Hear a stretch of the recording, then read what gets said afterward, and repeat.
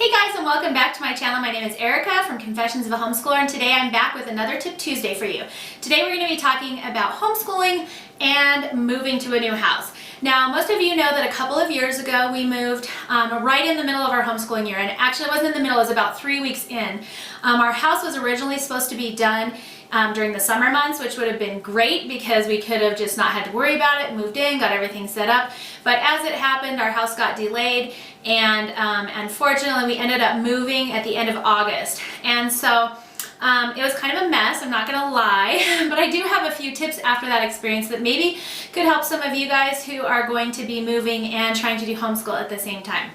So my first tip is to figure out when you're going to be moving. Obviously that can be variable, but one of the things that we did do, since we knew it got scooted back, was we were able to start school a little bit earlier. So I would normally start mid-August, but knowing that we weren't going to be moving until the end of August, I ended up starting school in July. And the reason that I did that was because you're going to want to plan to take off at least a couple of weeks.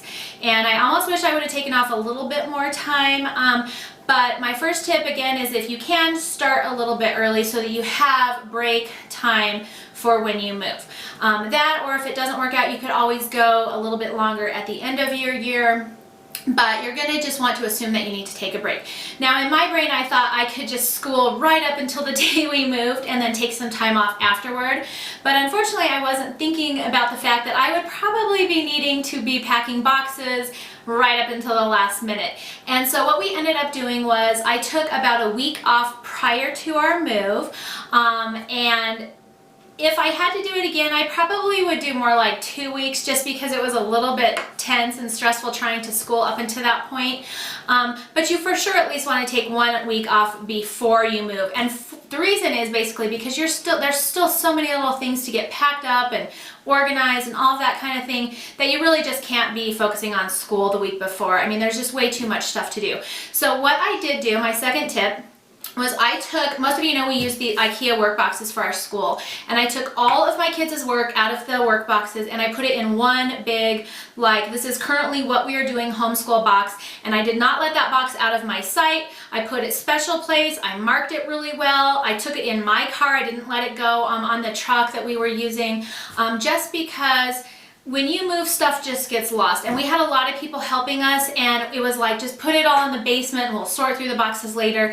And that's what happened to most of my school stuff, and that's fine. But you don't really want that to happen to the stuff you currently really need. And so I had one box with all of my teacher's manuals, which are kind of behind me here on this shelf, and then I had one box with all the kids' work in it, and it might have even been 2 boxes because of how big our boxes were. But whatever it is, I suggest that you take your current schoolwork and your current teacher's manuals, put them in some kind of box all together, keep them safe, mark them well, do not let them out of your sight. My third tip, and then you can just finish packing, the whole rest of your house up until moving day. My third tip is take at least 1 to 2 weeks off after your move as well. We took 1 week off, and that actually was okay. It was good enough. Like I said, I had my one box of all of our current stuff that we could have done school in the kitchen or in the living room or anywhere, even if our schoolroom hadn't been set up. Now I did have help from my mom, and my schoolroom and my kitchen were the first 2 things that we set up so that we could kind of get back to some sort of schedule. It was a little bit hectic, but it worked out. So I took a total of 2 weeks off, 1 before and 1 after, and it's doable. But if at all you have any extra time to take off, I kind of suggest that you go for it, because moving can be really stressful on everybody. And then once you put stuff in a box and you think you're going to be able to find it later, but then once it gets all shoved in with all the other boxes, it's like, okay, where was that? You have no idea.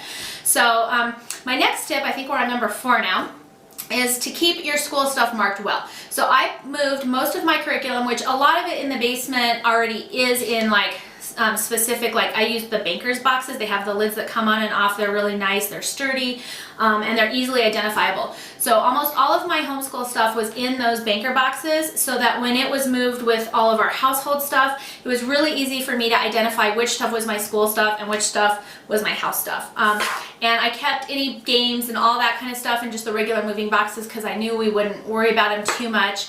But all my curriculum and all my important things that I for sure wanted to be able to find were in those banker boxes.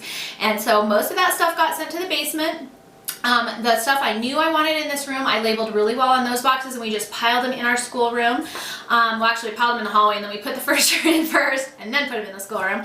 But that way it's just a lot easier for me to find my stuff. And then my final tip was to give yourself a break. Homeschooling and moving, both are stressful just in general. And you know, if you're anything like me, when you move, you like to kind of get stuff unpacked and organized and settled before you, like my brain can't really focus on other stuff if I know I've got like 50,000 boxes all over my house. It's just not how I work. I like to have stuff kind of, you know, settled and under control before we can sit down and do something else. So, you know, just give yourself a break. If you need a little bit of extra time, or it's taking longer than you thought it was, don't kill yourself. Just give yourself the time. You know, that will ease up a lot of stress and tension on you, and then you can always start school once you're ready and everything's kind of organized and all that. And just make up those days by taking away some of your other vacation time, maybe if you can, or going farther in at the end of the year. I mean, it's no big deal. What's, you know, like an extra week into summer. It might not be great, but at least it saves you a lot of stress, you know, in the here and now while you're trying to move. So those are my main tips for moving during a homeschool year. Mark everything well, keep them in identifiable boxes, and then just, you know, as best you can, we set up our schoolroom, just brought in those boxes of our current work, refilled everybody's work drawers, and we were pretty much ready to go. We didn't even have our whiteboard hung up or anything, but we were still organized enough that we could start school. My one last tip, I forgot this, is to maybe just stick to the basics. So for that first week of homeschooling, it was chaotic. I was still unpacking the house. You know, we had just our basics in our work drawers anyways. And so we did not do like, you know, the fancy building the Egypt pyramid out of sugar cubes or whatever that week. You know, we just did our basics of like math, English, spelling. I think we did vocabulary. They might have done typing too, because that's like on the computer and it's not like a big deal. But we did not do any fancy like history, big, you know, art projects and that kind of thing. We just sort of stuck to the basics for about the first week or so until we kind of started getting everything unpacked and located and all that stuff. So anyways, those are my homeschooling tips for anybody who is coming up to a move, or, you know, thinking about moving in the future. Hopefully those help you out. Hopefully it would help you to alleviate a little bit of stress. If you have any questions, feel free to email me, and I'll be as helpful as I possibly can.